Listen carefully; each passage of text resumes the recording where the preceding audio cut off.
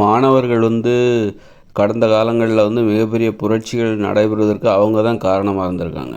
அவங்க ஏன்னா அன்னைக்கு காலகட்டத்தில் மாணவர்களுடைய கவனம் இருக்குல்ல சிதறடிக்கப்படவில்லை. மாணவர்கள் இப்போ சொல்லப்போனால் இந்திய எதிர்ப்பு போராட்டம், அப்புறம் இங்கே நடந்த நிறைய போராட்டங்களில் மாணவர்கள் அவர்களுடைய பங்களிப்பு உலகம் முழுக்க கூட இருந்திருக்கு. அவங்க மாணவர்களுடைய பங்களிப்பு ரொம்ப அற்புதமாக இருந்திருக்கு. ஏன்னா அப்போ இந்த உலக நடப்பு இருக்குல்ல, அதை எல்லாருமே ஒத்து பார்த்துட்டு இருந்தாங்க. அவங்களுடைய கவனம் கவனத்தை சிதறடிக்கிற விஷயங்கள் கடந்த காலங்களில் எதுவாக இருந்ததுனாக்கா சினிமா மட்டும்தான். அப்போல்லாம் டிவி கிடையாது. சினிமா கூட தேட்டரில் போய் பார்த்தா தான் உண்டு. அதனால் மக்கள் இன்றைக்கி எப்போதும் மக்களுடைய கையில் மொபைல் ஃபோன் இருக்குது, டிவிலாம் பார்க்குறாங்க. தினம் அவங்களுடைய கவனம் வெவ்வேறு வகையில் திசை திருப்பப்படுது. ஒவ்வொருத்தருக்கும் நிறைய வேலைகள் இருக்குது. வேலைகளை விட்டுட்டு இன்றைக்கி புரட்சி பண்ணுறதுக்கெலாம் இப்போ நேரமும் இல்லை. மாணவர்கள் கடந்த காலங்களில் நிறைய புரட்சிகள் மாணவர்கள் தான் அவங்க பண்ணிகிட்டு இருந்தாங்க. அந்த அளவுக்கு மாணவர்கள் ஒரு வலிமையான ஒரு சக்தியாக இருந்தாங்க. விழிப்புணர்வு உடையவர்களாக இருந்தாங்க. உலக அறிவு அவங்கள்ட்ட இருந்தது. ஒரு அரசியல் விழிப்புணர்வு இருந்துச்சு. ஆனால் இன்றைக்கி பார்த்திங்கன்னா மாணவர்களுடைய உரிமையான தாய்மொழி கல்வி இருக்குல்ல, தாய்மொழி கல்வி இல்லாமல் இன்றைக்கி ஆங்கில வழி கல்வியில் போயிட்டு அவங்களும் ஆங்கில முகத்தில் மாட்டிக்கிட்டு முழிக்கிறாங்க. ஏன் அந்த தாய்மொழி ஆனால் அவங்களுக்கு தெரிய மாட்டேங்குது. நம்மளுக்கு அந்த இங்கிலீஷ் மீடியம் ஏன் வர மாட்டேங்குது, நம்மளால் ஏன் பாடம் கற்றுக்க முடியல, இந்த ஆங்கில வழியில் கற்பிக்கப்படுகிற அந்த ஆங்கில மொழியில் கற்பிக்கப்படுகிற ஆங்கில பாடங்களை நம்மளால் ஏன் புரிஞ்சிக்க முடியல அப்படிங்கிற அந்த கேள்வி அவங்ககிட்ட ஒரு சரியான வழியில் இல்லை. அவங்களுக்கு புரிஞ்சிக்க முடியல அப்படின்னோடனே அவங்க என்ன நினச்சிக்கிறாங்கன்னா, நம்மளால் படிக்க முடியல, தங்களே தாழ்வாக நினச்சிக்கிறாங்க. நமக்கு புரிஞ்சிக்க முடியல அப்படின்னா அதுக்கு நாம் தான் காரணம், அதுக்கு இந்த கல்வி முறை காரணம் இல்லை அப்படின்னு நினச்சிட்டு அந்த அந்த புரிந்து கொள்ள முடியாத அந்த நிலை இருக்குல்ல, ஆங்கில வழி பாடங்களை புரிஞ்சு கொள்ள முடியாத அந்த நிலை இருக்குல்ல, அதுக்கு தங்கள் மீது அந்த பொறுப்பை ஏற்றிக்கிறாங்க. தங்களையே தாழ்த்திக்கிட்டு தங்களையே இழிவாக நினைக்கிறாங்க. அதனால் என்ன ஆகுதுன்னா, தங்களே தாழ்வாக நினைக்கிறனாலையும் தங்களே இழிவாக நினைக்கிறனாலையும் அவங்க என்ன பண்ணுறாங்கன்னா, தாழ்வான செயல்களையும் இழிவான செயல்களையும் அவங்க செய்கிறாங்க. ஒருத்தர் யார் இழிவான செயல்களை செய்கிறாங்கன்னா, தங்களை தாழ்வாக நினைப்பவர்கள் தான், இழிவாக நினைப்பவர்கள் தான் அந்த மாதிரி செயல்களை செய்கிறவங்க. இப்போ மாணவர்கள்லாம் பார்த்திங்கன்னா ஒரு நிறைய மோசமான செயல்களை செய்யக்கூடியவர்களாக, நிறைய போதை பழக்கங்களுக்கு ஆளானவர்களாக, ஒரு மாணவர்களை பற்றி ஒரு நல்ல மதிப்பீடே இப்போ இல்லை. எதிர்காலத்தை பற்றி பெரியவங்களாம் கவலைப்படுறாங்க அப்படிங்கிற மாதிரி தான் இருக்குது. அவங்களும் கவலைப்படுறாங்க, அவங்களுக்கும் கேள்விக்குறியாக இருக்குது. நமக்கு ஏன் பாடம் வரல, நமக்கு ஏன் அந்த பாடத்தை படிக்க முடியல. பொதுவாக நான் அந்த அரசு பள்ளி மாணவர்களையும் சொல்கிறேன், தனியார் பள்ளி மாணவர்களையும் நான் சொல்கிறேன்.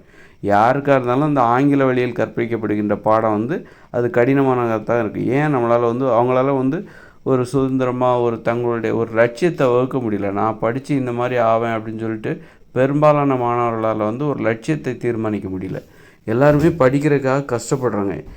ஏன் நம்மளால் படிக்க முடியல, அதுக்கு என்ன காரணம் அப்படின்னு சொல்லிட்டு அவங்களுக்கு ஒரு சாதாரண விஷயம் கூட புரியல. தாய்மொழியில் கல்வி இல்லாதது தான் காரணம், அதனால தான் நம்மளால் படிக்க முடியல அப்படின்ட்டு ஏன் அவங்களால புரிஞ்சிக்க முடியல. அந்த சாதாரண விஷயத்த கூட அந்த மாணவர்களால் ஏன் புரிஞ்சிக்க முடியல அப்படின்னா, மாணவர்கள்ட்டே முதல்ல நேர்மை இல்லை. ஒரு மாணவர்களுக்கான ஒரு நேர்மைன்ட்டு ஒன்று இருக்குது.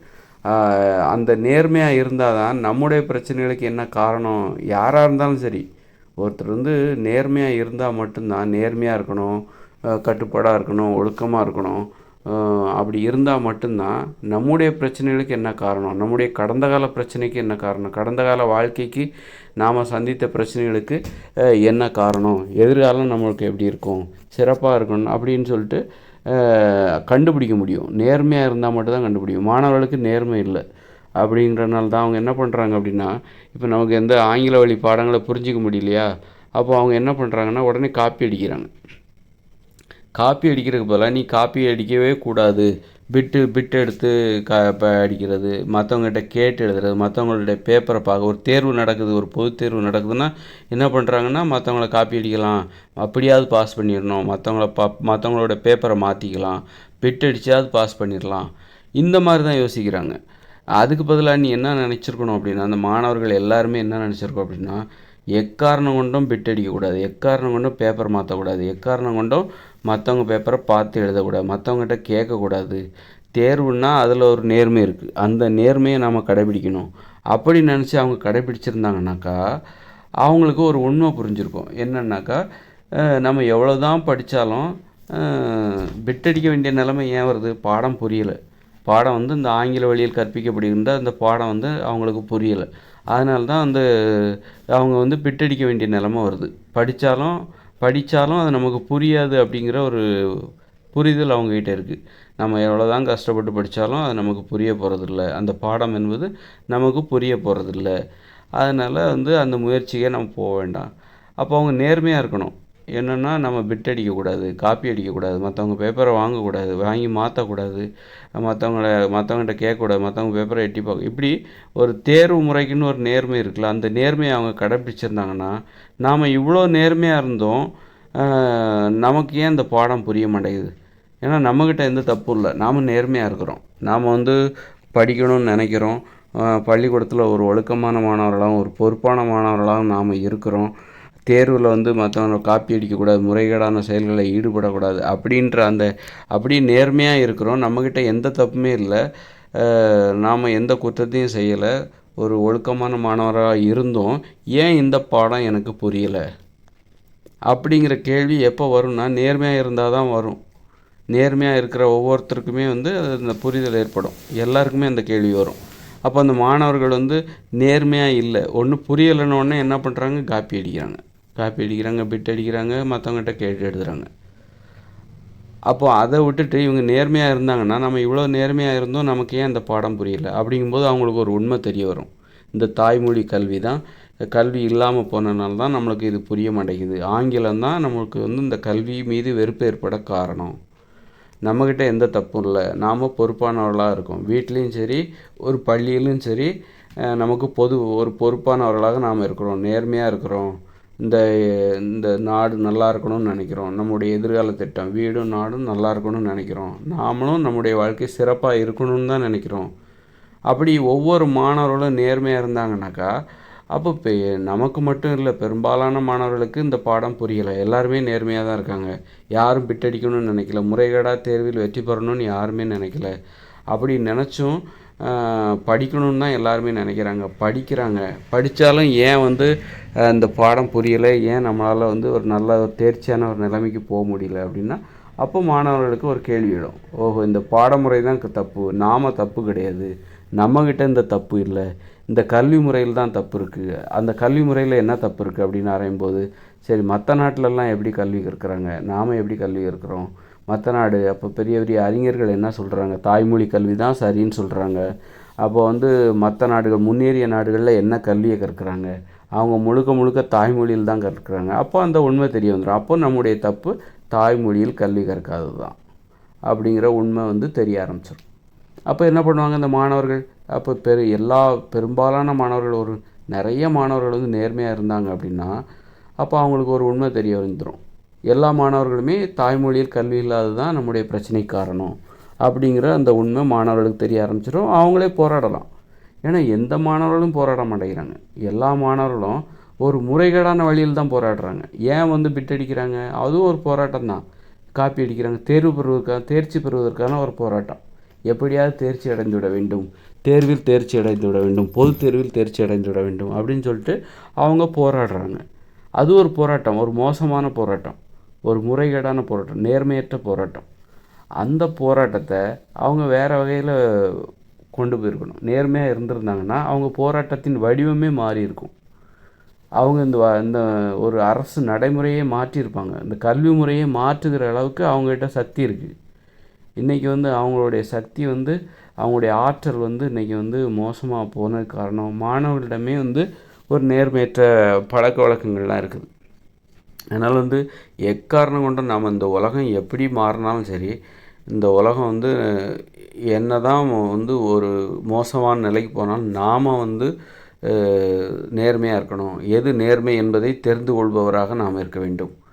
இந்த உலகம் வந்து நம்ம சுற்றி இருக்கிறவங்க லஞ்சம் வாங்கலாம், ஊழல் பண்ணலாம், அல்லது வந்து ஏமாற்றலாம், என்ன வேணாலும் பண்ணலாம், பிறருடைய உழைப்பை சுரண்டுபவர்களாக இருக்கலாம். ஆனால் நாம் நமக்கான நேர்மையை கண்டுபிடிக்கணும்.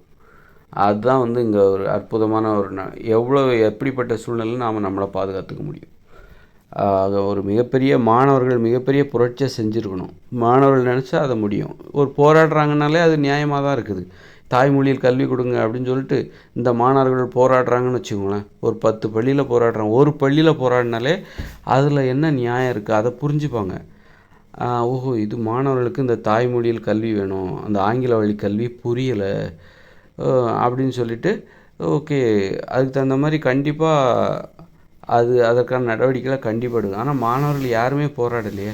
அவங்க போராட்டம்லாம் எப்படி இருக்குது? தேர்ச்சி பெறுவதற்காக, அவர்கள் தேர்வை எதிர்கொள்வதற்காக அவங்க அவங்க பண்ணுற போராட்டம்லாம் வேறு மாதிரி இருக்குது. பிட் அடிக்கிறது, காப்பி அடிக்கிறது, அப்புறம் பேப்பரை மாற்றுறது, யாராவது அந்த மாதிரி போயிடுச்சு. அப்போ மாணவர்களுக்கே ஒரு விழிப்புணர்வு இல்லை, உலக அறிவு இல்லை, அவருடைய கவனம் சிதறடிக்கப்படுது. இந்த முக்கியமான அந்த மைய நீரோட்டத்தை, அரசியல் எதுக்கு இங்குள்ள பிரச்சனைகளுக்கு எது காரணம் அப்படிங்கிற அந்த மைய புள்ளியை பார்க்க முடியாத அளவுக்கு அவங்க கவனம் வெவ்வேறு வழிகளில் சிதறடிக்கப்பட்டிருக்கு. அந்த அளவுக்கு உலக அறிவு இல்லை. அது சொன்னாலும் அவங்க ஏற்றுக்கிறதும் இல்லை அப்படின்ற மாதிரி தான் அவங்க போயிருக்கு. அவங்களெல்லாம் படிக்கிறாங்க, நம்மளால் படிக்க முடியல, நம்ம மேலே தான் தப்பு, இந்த கல்வி முறையில் எந்த தப்பும் இல்லை அப்படின்ற மாதிரி அவங்களுடைய இது இருக்குது. அதனால் யாருக்கிட்டேயுமே நேர்மை இல்லை. ஆசிரியர்களுக்கு கூட நேர்மை இல்லை. அவங்களுக்கும் இந்த பிரச்சனை புரியலை. அவங்களால பாடம் கற்றுக்க முடியல, அதெல்லாம் நொந்துக்கிறாங்க. நொந்து போய் நம்ம ஏன் இந்த பசங்க மேலே பழிய போடுறாங்க, பசங்க சரியில்லை, மாணவர்கள் சரியில்லைன்னு சொல்லிட்டு ஆசிரியர்கள் என்ன பண்ணுறாங்க, மாணவர்கள் மீது பழிய போடுறாங்க. ஆனால் அந்த ஆசிரியர்களுக்கும் அது புரியலை. உலக அறிவு இல்லை, விழிப்புணர்வு இல்லை, தாய்மொழி இல்லைங்கிறத அவங்க ஏன்னா அவங்க பசங்களையே அவங்க ஆங்கில வழியில் தான் படிக்க வைக்கிறாங்க. அப்படி இருந்தும் எல்லா ஆசிரியர்களோட பிள்ளைகளும் சிறப்பான கல்வியை கற்றுவிடவில்லை. நிறைய ஆசிரியர்களோட பிள்ளைகள் அவங்களும் படிக்கிறதுக்காக போராடுறாங்க. நம்ம பிள்ளைகள் இப்படி படிக்க மாட்டேங்கிறாங்களேன்னு சொல்லிட்டு அவங்களும் கவலைப்படுறாங்க. ஆனால் அதற்கான காரணத்தை அவங்க ஒத்துக்க மாட்டேங்கிறாங்க.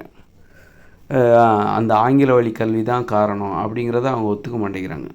ஆங்கில வழி கல்வி தான் நம்மளை உயர்த்தும்னு அவங்க உறுதியாக நம்புகிறாங்க. அந்த நம்பிக்கைக்காக அவங்க பிள்ளைகளோட எதிர்காலத்தையே பலியாக கொடுக்குறாங்க. அதனால் இதுக்கெல்லாம் என்ன பண்ணணும், ஒரு பொது வாழ்வில் நேர்மையாக இருக்க கற்றுக்கணும். ஒரு பொது வாழ்வுலையும் சரி, வீட்லேயும் சரி, வெளியிலையும் சரி, எல்லா விஷயத்துலேயும் எது நேர்மை என்பதை அதை தெரிந்து கொள்வது ஆர்வம் இருக்கணும். அப்படின்னு தெரிஞ்சிட்டாலே நாம் நிறைய பிரச்சனைகளுக்கான இந்த வேறு பிரச்சனையை கண்டுபிடிச்சிடும். அடிப்படையான பிரச்சனை எது அப்படிங்கிறத நம்ம கண்டுபிடிச்சி அதை மாற்றினா மட்டும்தான் வெளியில் பார்க்குற பிரச்சனைகளை நம்மளால் மாற்ற முடியும். இல்லாமல் நம்ம நாமளே நேர்மையாக இல்லைன்னா நம்ம கண்ணுக்கு உண்மை தெரியவே தெரியாது. எல்லா மாணவர்களுமே நேர்மை இல்லாதவர்களாக மாறிவிட்டார்கள் அப்படின்னு நான் சொல்ல. நேர்மை இல்லாத மாணவர்களின் எண்ணிக்கை அதிகரித்து விட்டது. நேர்மையான மாணவர்கள் குறைஞ்சிக்கிட்டே வராங்க. எப்படி எல்லாம் மக்கள் தானே. நம்ம மக்களை பற்றி இப்போ நமக்கே தெரியும். நேர்மை ரொம்ப குறைஞ்சி போச்சு, ரொம்ப அரிதான உண்டாகிடுச்சு. அப்படிங்கும்போது நேர்மையாக இருக்கிறதே இங்கே ஒரு பெரிய போராட்டமாக, ரொம்ப கஷ்டமான ஒரு விஷயமாக மாறிடுச்சு. அது இயல்பாக இல்லை, அந்தளவுக்கு இயல்பாக இல்லை.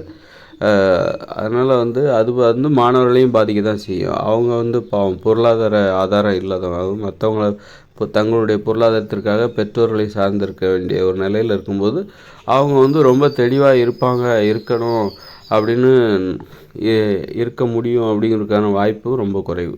அதனால் ஒரு மாணவர்களாக தெளிவாக இருக்கிறது ரொம்ப கஷ்டம். ஏன்னா அவங்க பொருளாதாரத்திற்காக அவங்க அப்பா அம்மாவை சார்ந்திருக்காங்க. அதனால் ஒரு மாணவர்கள் அவங்ககிட்ட நம்ம நேர்மையாக இருக்கணும் அப்படின்னா இந்த ஒட்டுமொத்த நாடுமே ஒரு நேர்மையான ஒரு நாடாக, மக்கள் எல்லாருமே நேர்மையானவர்களாக ஒரு முன்மாதிரியாக இருந்தால் தான் மாணவர்கள்லாம் நேர்மையாக இருக்க முடியும்.